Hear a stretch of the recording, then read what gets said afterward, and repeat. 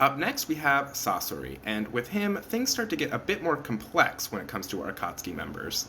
Hidan and Kakuzu were both fairly simple, gotta kill, gotta grind, not much to say. Sasori, on the other hand, is a complex individual with interesting motivations and a pretty heart-wrenching backstory. Born in Tsunagakure, or the village hidden in the sand, Sasori was orphaned at a very young age. Both his mother and father were killed at war by none other than Kakashi Hatake's father, Sakumo Hatake, also known as the White Fang of the Leaf. This obviously devastated Sasori, and he never truly recovers from his grief. He is taken in by his grandmother, Lady Chiyo, who sees firsthand just how sad and lonely this child has become and thinks a harmless puppet show might be just what he needs. And by harmless, I mean life-defining for Sasori. He was quickly taken by the puppets, and that interest really turned into an obsession. Like his grandmother Chiyo, he had a true talent for creating and using puppets, and this eventually grew to take a toll on his mind and his mental health. It reached a point where he created puppet replicas of his parents that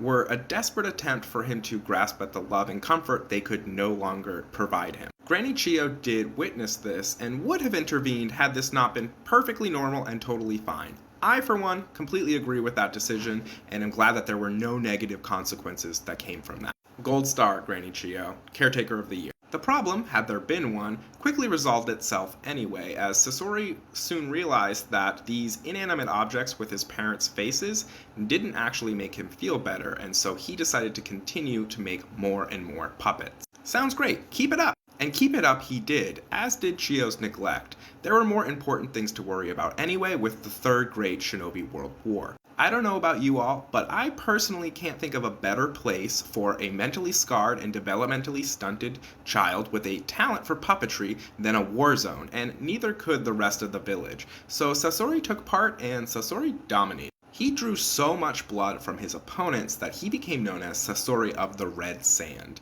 Unfortunately, this did nothing for Sasori. He did not care. He considered himself an artist, and something was still missing even with the success. He held to a philosophy of wanting to create a work of art that would last for eternity, and this is what held his interest and his loyalty. He felt nothing for his village, nothing for his grandmother Chiyo, and nothing for human life in general. He soon abandoned the village, but not before taking out the third Kazekage and turning him into a puppet.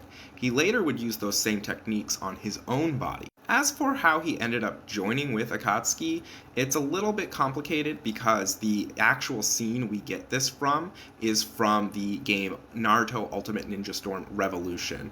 The games themselves are considered canon because Kishimoto worked on them. However, there's some debate in the fandom because some scenes that are direct adaptations of manga and anime scenes are altered to fit better with a video game's style. In my mind, anything that doesn't directly contradict the manga or the anime can still be considered canon, and this fits right into that. Essentially, Sasori encountered Konin, who wanted to recruit him for Akatsuki.